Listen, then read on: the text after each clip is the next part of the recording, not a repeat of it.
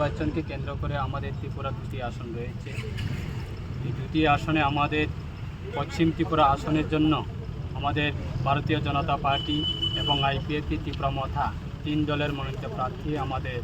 প্রাক্তন রাজ্যের মাননীয় মুখ্যমন্ত্রী বিপ্লব কুমার দেব মহোদয়, এবং পূর্ব ত্রিপুরা আসনের জন্য আমাদের ভারতীয় জনতা পার্টির মনোনীত প্রার্থী এবং আইপিএফটি ত্রিপুরা মথার সমর্থিত প্রার্থী আমাদের রাজ পরিবারের সদস্য কীর্তি সিং দেববর্মা মহোদয়, ওনাকে মনোনীত প্রার্থী করানো হয়েছে। তাই এই নির্বাচনে আমাদের সারা ত্রিপুরা রাজ্যে প্রায় পূর্ব ত্রিপুরা এবং পশ্চিম ত্রিপুরা আসনে আমাদের এই শান্তিবাজার সাব ডিভিশন এলাকাতে এসডিএম সাহেবের জুরিডিকশন এরিয়াতে আমাদের পশ্চিম ত্রিপুরা একটা বিধানসভা পড়েছে এবং পূর্ব ত্রিপুরার জন্য একটা বিধানসভা পড়েছে। আমাদের দুটি বিধানসভা, শান্তিবাজার বিধানসভা কেন্দ্র এবং জোলাইবাড়ি বিধানসভা কেন্দ্র, এই দুইটি বিধানসভা কেন্দ্রের লোকসভা নির্বাচনের গণনা কেন্দ্র হচ্ছে আমাদের শান্তিবাজার এসডিএম সাহেবের এয়ার অফিসে। এই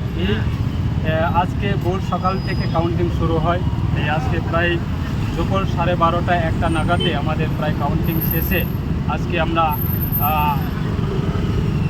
আমাদের এসডিএম সাহেব ওনার মাধ্যমে আমরা আজকে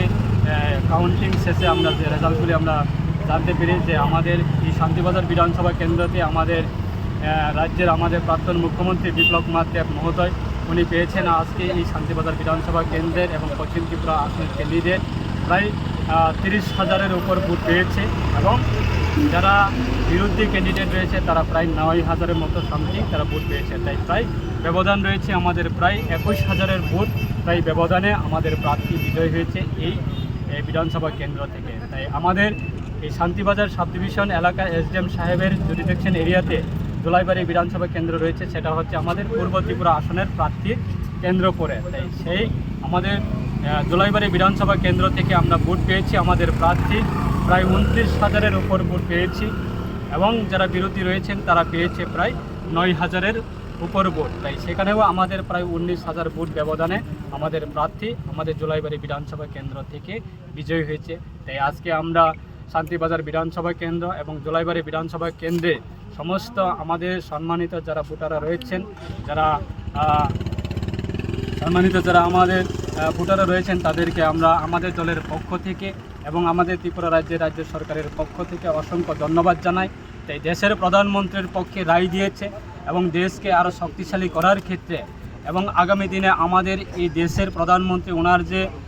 বিকশিত ভারত সংকল্প উনি যে তৈরি করার যে একটা সংকল্প, সেটাকে সমর্থন জানিয়ে আজকে আমাদের সারা